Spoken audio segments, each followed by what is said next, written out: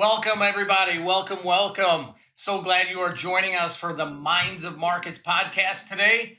And we are featuring Tyler Kozub from Handshake Bets. And I can't wait to get into this conversation, not only to hear about what they do, but how that business actually kind of ties into trading in the markets. But before we start that, got to go through some of the legal stuff here. So got to do this disclaimer. The Minds of Markets podcast is an exploration and deep dive into the minds of some of the best traders and investors in the market.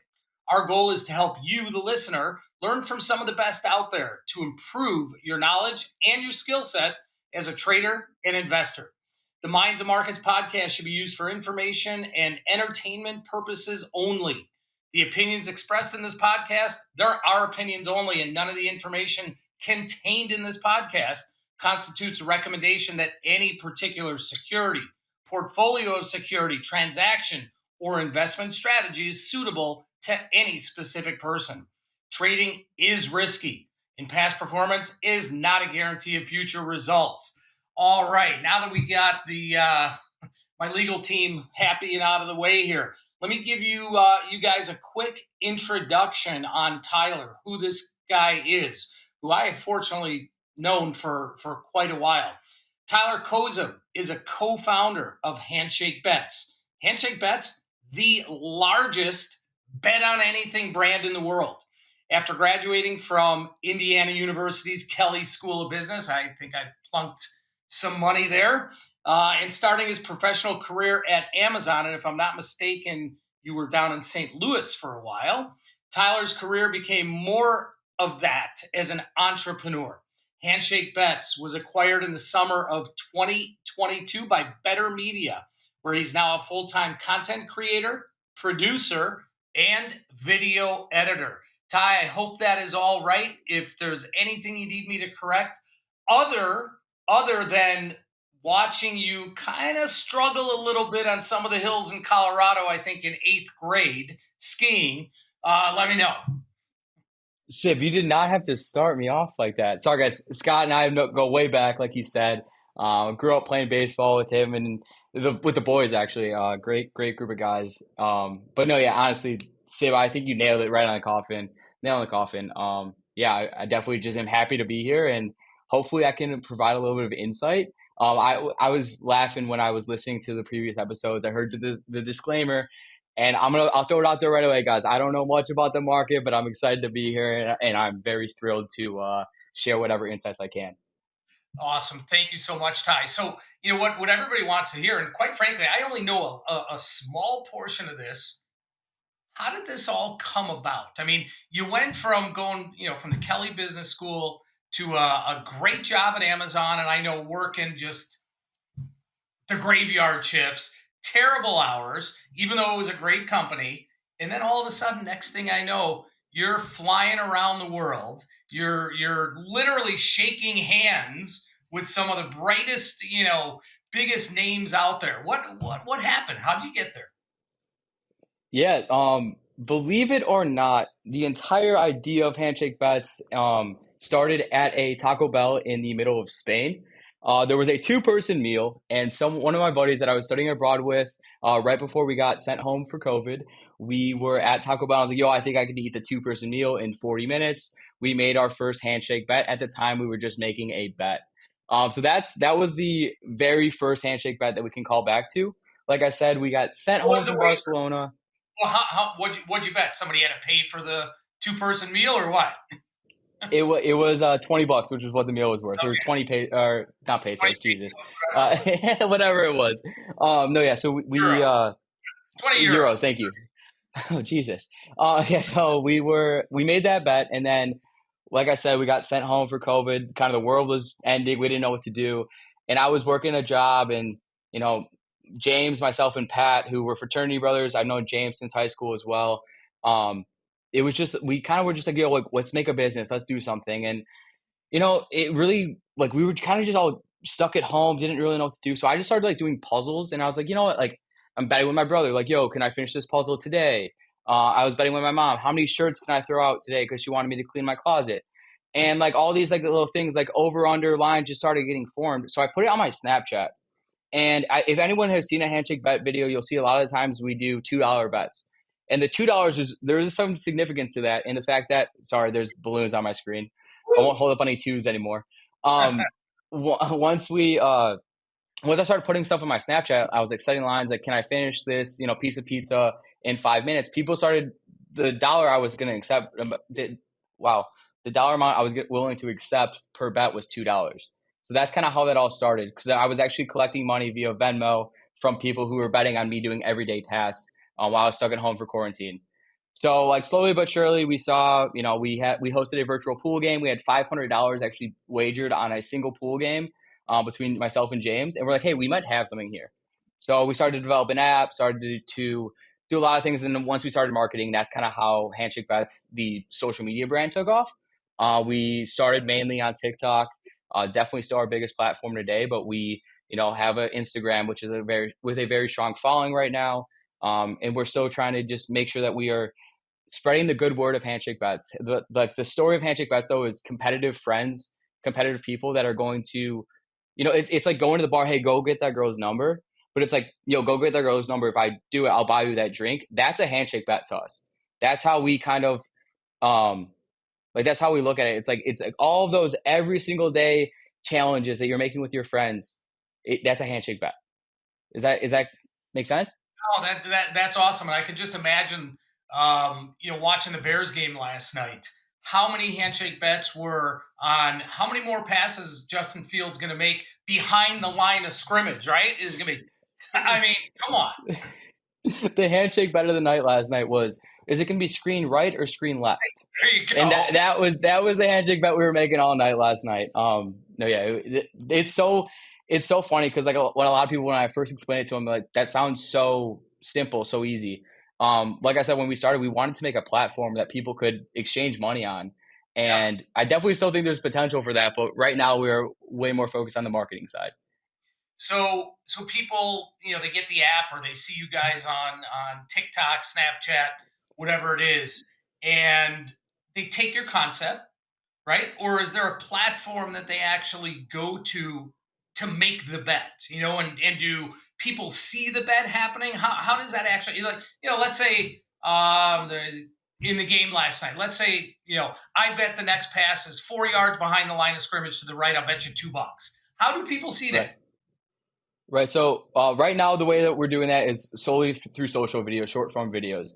The entire goal of Handshake Bets is to develop a platform. I'd say very similar to a combination of like a Twitter thread with Venmo capabilities, right? So it's you basically say, I propose that bet to you, and then you go on the app, and instead of like liking or reposting, you're either accepting or denying the bet. At which point, then we enter some sort of contract.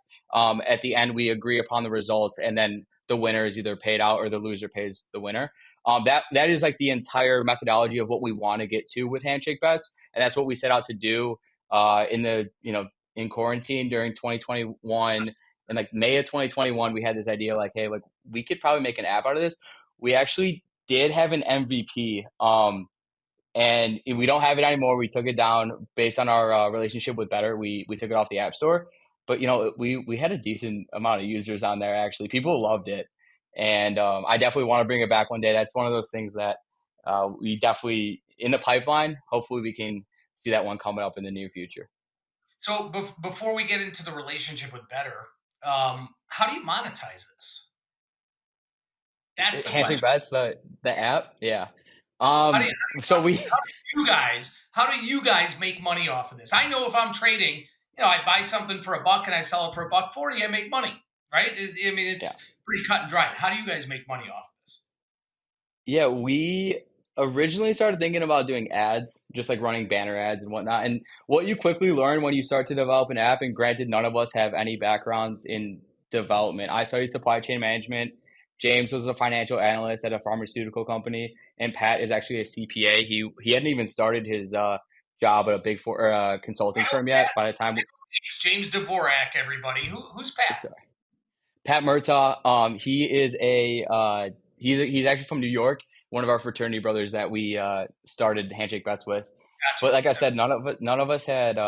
had any background in developing an app. So we're like, oh, we'll just put banner ads. Those seem to do well, right? Because those are like that's the easiest thing. You start looking, it's like you get like 0.0000001 cent per view, and it's like over time, it's like, okay, how many ads do we have to have on this app? It's like, okay, how big can we make them? Okay, let's not do that. It's going to ruin the entire like feature of the thing. So then what Handshake Bets decided to do, and I would say maybe a little bit ill-advised, right? So we didn't know how to code the app, and then we started to develop a cryptocurrency, basically. Think about a Fortnite skin that you would buy on V-Bucks. We wanted people to basically buy credits, you could say, on the app, and then you would be exchanging those, right? So paying, instead of actually paying directly dollar for dollar, it was like you would have to buy coins and then enter the contract and then get paid out in coins and then take out your money via coins.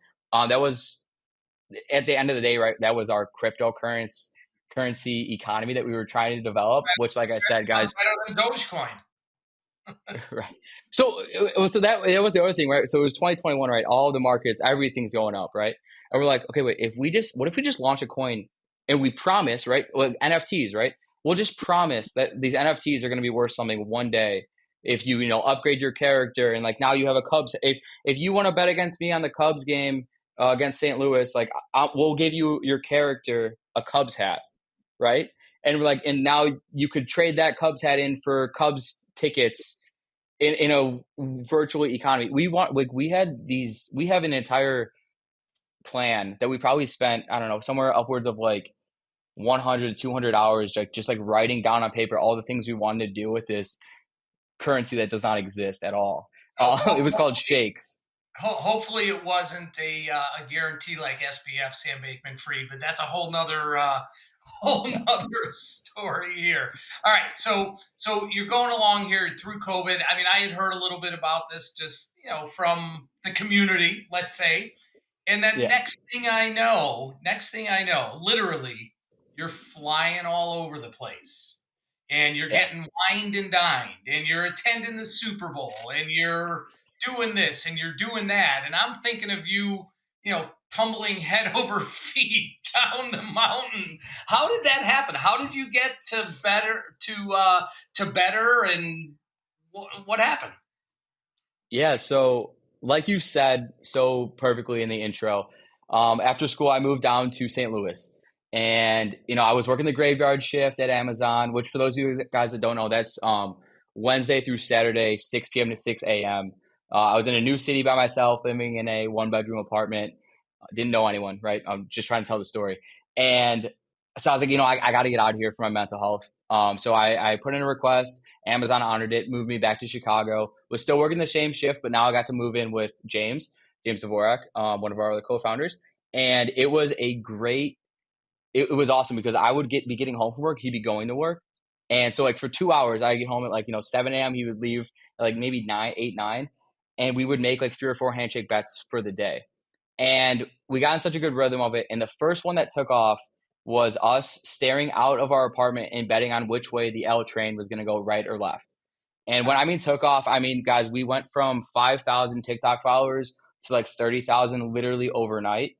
And this small company that hadn't even launched yet reached out to us. Actually, one of our best friends down here, we work with her on a daily basis, Carol. I'll give her a little shout out there. She reached out to us. She's like, hey, we're looking for content creators. Long story short, we're working with an A-list celebrity. We can't tell you who it is. I can't tell you what the business behind it is, but we're looking for content creators, and we want to do something different. We don't just want brand ambassadors. We want to bring people in and inspire that next generation of content through short form video. And when I heard that, like I said, guys, I was supply chain management civ. Like I didn't know what I was doing, Yeah. and and they're like, no, we want to inspire the next generation. The next thing I know, like you're saying, I was literally on a flight to Puerto Rico to meet Jake Paul, who's arguably one of the best video content creators in the world. And I was sitting in his kitchen within like 36 hours of meeting these people, being reached out via Instagram DMs, believe it or not. Um, and yeah, and that's kind of that was that was the ball that got it rolling. What that one video took off, and then from there it was like, okay, where could we go make a handshake bet next? And that was when they're like, hey, we want to get you guys, we want to give you guys all the resources you need that you think you need right now to continue to grow this and ride this wave, because that's the thing about social media is it's so what have you done for me lately? And if Yeah. you're in that algorithm and you're pumping good content, they're gonna keep serving you and they're gonna reward you with putting the follow button next to your name. They're gonna put you on those For You Explore pages. And like that was something we were learning this all on the fly. I remember we they flew us out to the World Series. It was we joined in, what was it, like middle of August. We were in the World Series in November, and they're like, "Hey, like go to the World Series, make as many handshake bets as you can." We had Pat put on a Astros jersey. It was in Philly, and he Oh, was just getting bombarded with hate comments the entire time we were down there. Nothing bad, just like yeah, yeah. he's not actually, yeah. But it was awesome, and it's just a wild ride. It all happened so quickly. It feels like just yesterday that we were sitting in our apartment, looking out of our window, saying, "What can we bet on?" And now, like you said, we live in Miami, full time content creators, and just continue to push the envelope on what we can do. So you're with Better now. Is Handshake Bets still its own brand and a part of Better, or is it just Better, or what?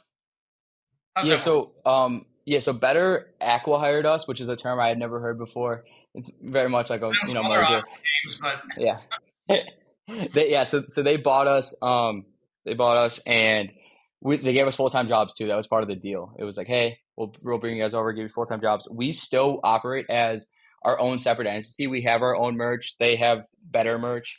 But we speaking are of under their umbrella. we're one of these. I would love to wear it in a video. Get you one Seriously. of those. No, yeah, so the Yeah, so Better operates as a media company that is attached to a sports book or a sports book and daily fantasy app. We have Better Holdings, which is our parent company.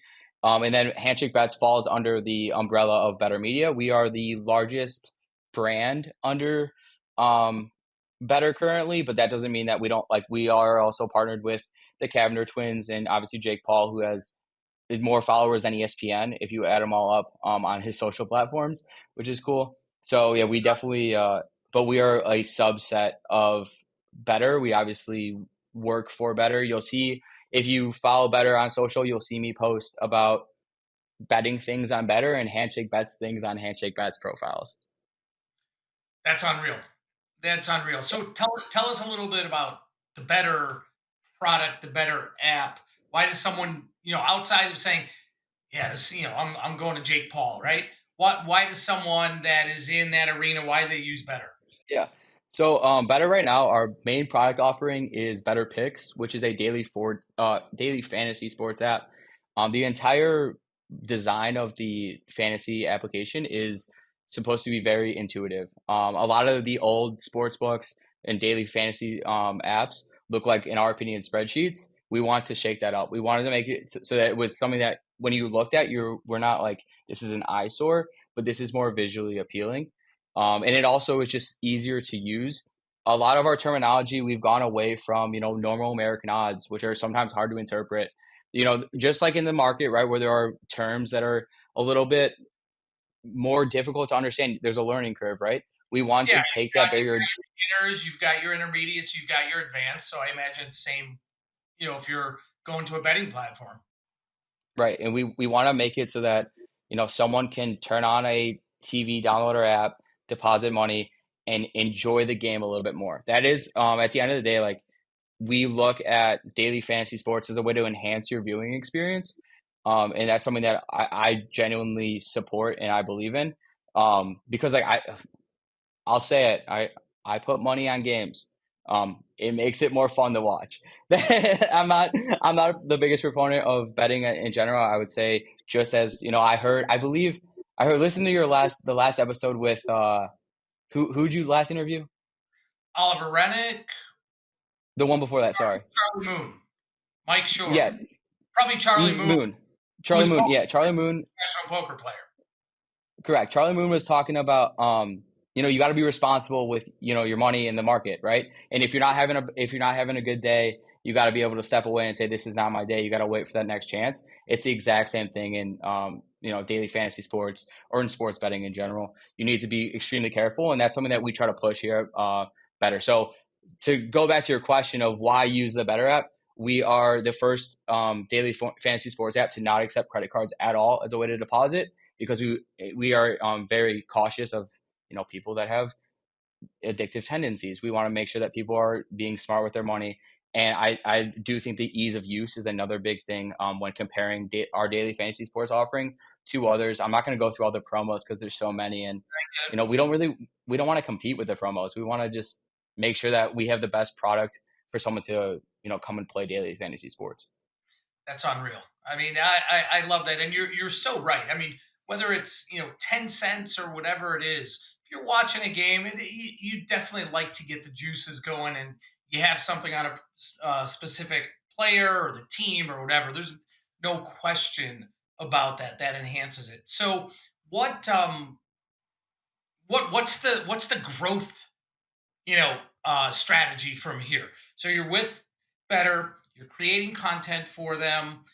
Is growth just to find the next best thing? What for you guys? I'm not talking about Better. I'm saying for you guys, for you, James, Pat. Where do you build this thing? Where do you go from here? Yeah, I think that's a really good point, or a really great question. And a lot of the time, when we sit, when we sit here, we think about like what's something cool we could do. Like I've kind of already alluded to, we've been to some of the coolest sporting events in the world. It's Yeah, not for us. It's not my about 7-year-old body is very envious. Yeah, it's not really for me about going to the next greatest thing. It's about like now turning this into a brand that people want to associate with via a podcast, or like we want to turn into an actual bona fide media company at the end of the day. Right now, we are literally just in my opinion, just a social media brand. And I think there is something behind it too. Is it develop a product, right? Do we go back to that route? Well, I think we have other options of, like I said, like diving into a podcast where we interview people. I think our handshake bets are the coolest when we can go into someone else's arena, so whether that's their job or just like every day, like not sports, anything other than sports, please. All But right. So when you guys are in Chicago next, okay, I want to take you down to the trading floor at the SIBO. I'm going to plug the SIBO right now, Chicago Board Options Exchange. We're going to stand off to the side of the S&P 500 options pit. What kind of bets can you make there? Right? that's Because awesome. you've got the market literally the S&P 500 trading live right in front of you. You can see tick by tick what is the next move. I want to know what you guys are going to do. So I am going to make that happen for sure. That'll be really cool. That would be no. I'm like I hope people can see my smile. Like that. That would be awesome. That's what we like. I think it's really cool. We've done a couple of DoorDash videos with like Pat. He was on DoorDash. Like when you can dive into someone's job and career and like bet on it, it makes it a little bit more fun for them too. Like we go to Jimmy John's, right? And we're like, hey, over under a minute to make this sandwich, and they fly through that sandwich. I'm not, and like it's on video. I can drop all these like it is the most I think it's the coolest thing about Handshake Bites. We love going into other people's arenas, and like I was saying, like I want to bring people onto a podcast and like talk to them about their job and then go make handshake bets with them. But I yeah, yeah. I mean, that's awesome. That is really awesome. So, on kind of on that line, what is in? And I know you got started. Really, the big intro was the bet on which way the L is going to be going next. What's two of the craziest bets that you have ever seen? Not necessarily that you made, but that you've ever seen anybody post. What I mean, I can't even think about how this could go. There's so okay, so here's what we're gonna do. I'll give you one of the sports bets that I thought was the most insane thing of all time. Um, I saw a guy turn 50,000 on like a 15 leg parlay, which is insane. As we like to say, or as I like to say to the boys, only fools bet parlays. But it was like a 15 leg parlay and he turned it into like $3.5 million. And it was a lot of heavy favorites. There was like two long shots. It was actually on the first day of the tournament, March Madness tournament. I want to say 2 years ago. I don't know this person individually, but it was one of the more massive wins I've ever seen. And like, just like whenever someone can have that much confidence and put their nuts on the table and put that much on a bet like that's insane to me. I respect that, but I also was just like, yo, don't do that if you can't do that. Um, but that's probably the craziest sports bet I've seen. Then in the handshake bets world, I think my favorite bet, and you're gonna be like, "There's no way," but I think my favorite bet is when we bet on people's right or left foot as their next step. We've done this in a couple of different arenas, and one of the one that is my favorite is we were sitting at the airport, like, right at the gate, like, right before, and this sweet old lady, she had to be 75, and we're like I'm like, "James, yo, right or left foot?" And the video went crazy, and this lady, like, steps she picks up her left foot and puts it back down, but, like, it never fully came off, and then she stepped with her right foot, so it was extremely dramatic, but when we bet on hockey skates, like, which hockey player's foot is gonna go first in the penalty box, which is the outfielder's first step gonna be his right or left foot, um, just, like, stuff like that, when you can just take the smallest thing, right, the micro moment of life, which foot are they gonna use first? And like we just go crazy over it. And that's my favorite handshake bet. I know it's not the craziest thing, but Oh, that's that's I mean, my it, favorite. it just goes to show you, literally in everyday walk of life. It's like a Seinfeld. You can literally pick out probably any minute that you are at and say, you know what, what's the next thing that's going to happen there, or that's actually pretty awesome. It's really cool because the micro moments, like stuff like that. Really quick plug for Better again. The sports book side of it is focused on micro betting. So when they saw us betting on these micro moments of life, that was really what connected our two brands together so well because Yeah, they wanted to look at micro betting. Yeah, that's great. That's awesome. Um, Two more things. I'm trying to make think of how to phrase this without offending you. go Biggest for it. mistakes you guys made. Okay, Oh, so you're out geez. of college. You guys have jobs. You don't like them. It's now COVID. You're locked down. You don't know what the heck you're doing. Don't take that the wrong way, right? It just goes to show the success that you guys have had. Um, Biggest mistake along the way with this, and I'm not talking about going to St. Louis for Amazon. That was definitely a mistake. No, I'm kidding. I'm kidding. No, I actually wouldn't. I don't think I would be here without that Here, right? mistake. No, literally. So yeah, biggest mistake in the handshake belts realm. I would say, and this is like actually going back to like my, I'd say business school background. I really think that we rushed into having a minimal viable product. I think we actually took the term minimal viable product (MVP) and thought it meant everything because you're taught in business school, right? Start with MVP, start with MVP. But we like invested our money into the MVP versus making sure that we needed an MVP at the time, right? Like I said, our app was relatively successful to how many people we had maybe following us or whatnot, but it like we put money into a product that we didn't need. We could have started making Handshake Bets videos as the MVP before we did. We invested, and I'm okay saying it. Like we put $25,000 into an app to build it because we had no knowledge of how to do it ourselves, and it was a waste of money. It was a failure in the sense that we like we took the textbook like to a T, right? I tried Scott when I first talked to you. I was like, how do I relate this to the market? And I'm gonna try. Okay, so hear me out. Imagine technical analysis is when you look at the charts, correct? And you right? Okay. So imagine you see the exact like falling knife, right? You see the exact moment, and you're not Listen to supposed this to try to catch. You're not supposed to try to catch the falling knife. I know that much. Okay. Let it hit the ground first.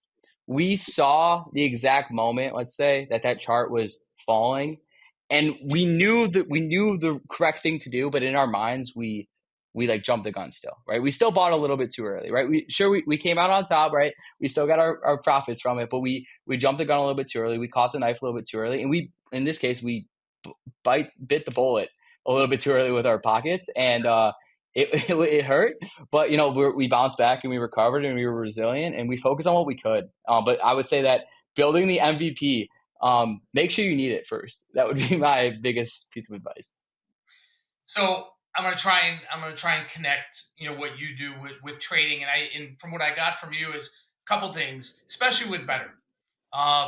Number one, as you mentioned about Charlie Moon, you gotta realize you're going to lose. right? You're going to lose. And when you get in one of those streaks, one of those ruts, something's just not going for you, it's okay to walk away and come back, because the goal is obviously to make sure you can come back the next day, right? So you've got to realize that. And I always put things, when I'm talking to my students, my clients, in baseball terms or sports terms. And the best hitters out there in the world, in professional baseball, are not even successful 30% of the time. Now, if I was only successful 30% of the time, I'd be out of business. Fortunately, it's a lot higher than that. But you still have to realize that you are going to lose. And from the emotional, from the psychological side of it, whether you're trading, betting, whatever it is, if you can't accept that, you're done for, right? If you can't accept defeat, you're done for. So it sounds like there's a lot of similarities there. So I love that about better, that's kind of in your mantra, that you really guide people that way, to not overload, let's say, and to just be able to walk away. So I think that is awesome. And again, it sounds like the synergy between your clientele and kind of what we do with trading in the markets, though, we're not just shaking someone's hand. We're using a lot of technical analysis, a lot of fundamental analysis to make the best decision, rather than just looking out at the window and say, hey, who's trading higher tomorrow, Amazon or Tesla? Right. But it's Right. still, there's a lot of similarities there. So this is really cool. And we got to talk offline about this a lot more, because it's awesome. Yeah, no, I would love to.